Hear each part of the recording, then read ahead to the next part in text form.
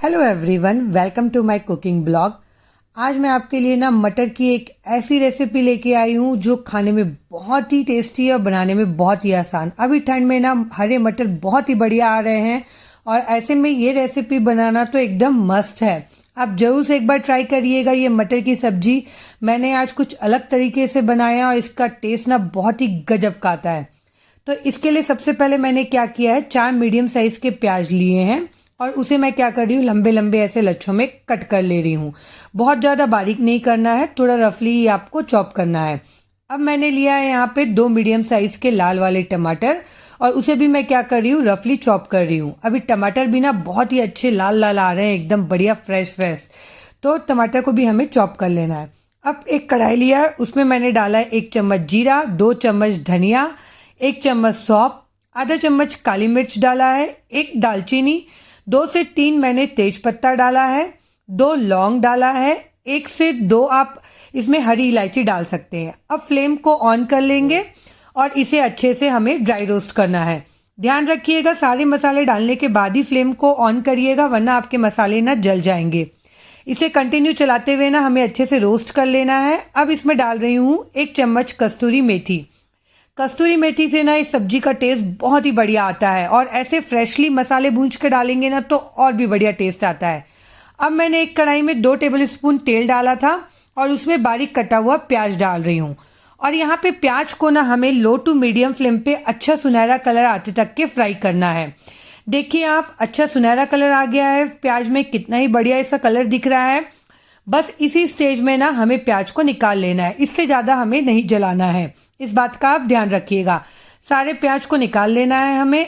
अब जब थोड़ा सा ठंडा हो जाएगा ना तो अब हम इसे ट्रांसफ़र कर देंगे मिक्सी के जार में। यहाँ पे इसे ठंडा होने दीजिएगा, गर्मा गर्म में मत करिएगा। और जो मसाले हमने भून के रखे थे ना, खड़े मसाले सारे, वो इसमें हम डाल देंगे। और इसमें डालेंगे 5 से 6 लहसुन की कलियाँ, 1 इंच के करीब अदरक, थोड़ा सा हरा धनिया डंठल के साथ डाला है मैंने, 2 से 3 हरी मिर्च, और यहाँ पे डालेंगे 3 से 4 चम्मच दही। ये क्या करेगा, दही मसालों के टेस्ट को ना बैलेंस करेगा। और इसमें डाल रही हूँ मैं 1 चम्मच शक्कर। शक्कर भी क्या करेगा, मसाले के टेस्ट को थोड़ा बैलेंस करेगा।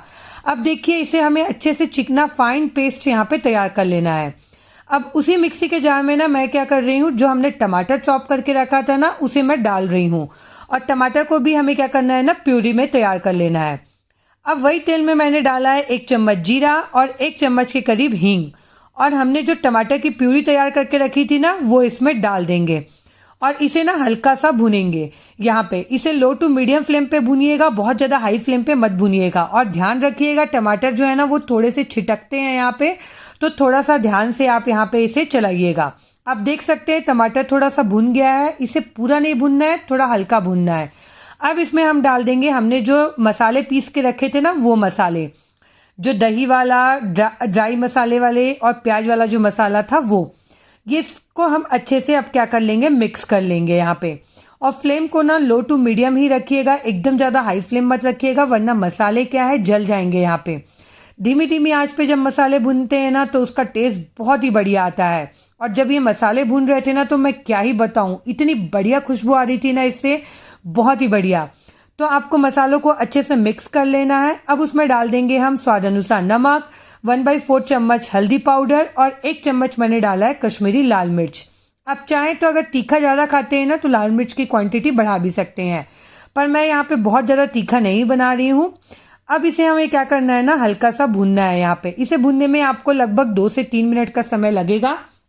इसे हमें अच्छे से भूनना है जब तक कि क्या है ना, इसमें से हल्का हल्का ऑयल रिलीज ना होने लग जाए।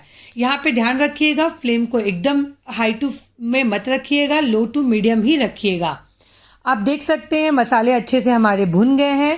अब इस स्टेज में डाल देंगे हम यहाँ पे फ्रेश मटर। मैंने यहाँ पे 1 कप के जितना मटर डाला है। आप अपने टेस्ट के अकॉर्डिंग मटर की क्वांटिटी ना बढ़ा भी सकते हैं। और इसे अच्छे से हमें कर लेना है मिक्स। और मटर डालने के बाद ना फिर से इसे 1 से 2 मिनट हम अच्छे से भुनने देंगे। अब इसमें डाल देंगे हम गर्म पानी। अब गर्म पानी मैंने यहाँ पे डाला है 1 कप के जितना। आपको अगर थोड़ी ज़्यादा ग्रेवी चाहिए तो आप यहाँ पे 2 कप या 1.5 कप पानी डाल सकते हैं। और इसी में ना आप पनीर को थोड़ा सा फ्राई करके डाल सकते हैं, आलू को फ्राई करके डाल सकते हैं, बहुत ही बढ़िया लगती है।